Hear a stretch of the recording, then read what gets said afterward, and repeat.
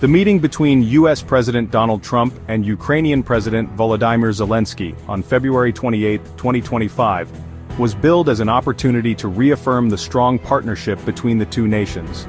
Instead, it descended into a diplomatic debacle, exposing deep fissures in the relationship.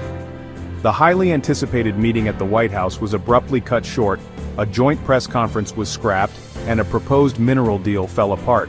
The cancellation of the press conference, a customary practice following such high-level bilateral meetings, sent shockwaves through the diplomatic community. It was a clear indication that the discussions had gone seriously awry. Adding to the sense of disarray, President Trump publicly stated that Zelenskyy could come back when he is ready for peace, implying that the Ukrainian leader was the obstacle to ending the ongoing conflict with Russia. The abrupt ending to the meeting and the cancellation of the press conference left many observers stunned. What had begun with hopes of strengthening ties and finding common ground had devolved into a public display of discord, raising serious questions about the future of U.S.-Ukraine relations. The world watched as two leaders, once seen as partners in the face of Russian aggression, now appeared to be at odds on the world stage. At the heart of the breakdown were starkly contrasting views on diplomacy and the path to peace in war-torn Ukraine. Zelenskyy, who has tirelessly rallied international support for his nation's defense against Russian aggression, found himself at odds with the Trump administration's approach to resolving the conflict. Vice President J.D. Vance, a vocal advocate for a swift end to the war, even if it means territorial concessions from Ukraine, clashed with Zelenskyy over the Ukrainian leader's insistence on securing strong security guarantees before engaging in any peace talks with Russia. Zelenskyy, in a move that surprised many, directly challenged Vance's emphasis on diplomacy. He pointedly reminded Vance of Putin's history of broken promises and unfulfilled agreements. The Ukrainian president argued that any agreement reached without robust security guarantees would be worthless, leaving Ukraine vulnerable to further Russian aggression.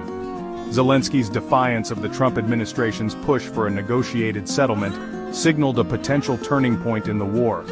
It suggested that Ukraine, emboldened by ongoing military support from the U.S. and its allies, was not willing to be pressured into accepting a peace deal that compromised its sovereignty and long-term security. The tensions on display during the recent meeting were not entirely surprising. The relationship between Trump and Zelenskyy has been fraught with complications and mistrust since the outset. The infamous impeachment scandal of 2019, in which Trump was accused of pressuring Zelenskyy to investigate then-presidential candidate Joe Biden, cast a long shadow over their interactions. The proposed mineral deal, which would have granted the U.S. access to Ukraine's vast reserves of rare earth minerals, also became a point of contention.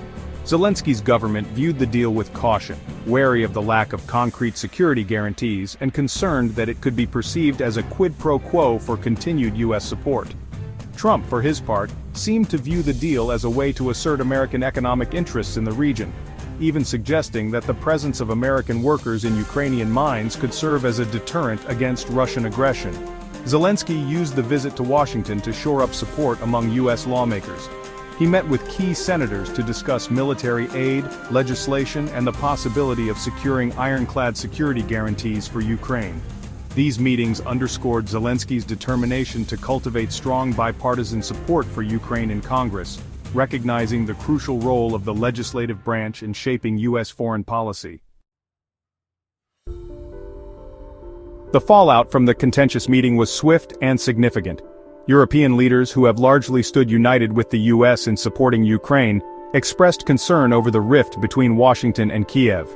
European Commission President Ursula von der Leyen and other top EU officials reaffirmed their unwavering support for Zelenskyy and Ukraine's right to self-determination. Within the U.S., reactions to the meeting fell largely along partisan lines. Democratic lawmakers were quick to criticize Trump and Vance's handling of the situation, accusing them of undermining a critical ally at a pivotal moment. Republicans, while more muted in their criticism, expressed concerns about the future of U.S.-Ukraine relations. Senator Lindsey Graham, once a staunch Trump ally, acknowledged that the relationship had been badly damaged and that it would take considerable effort to repair the rift.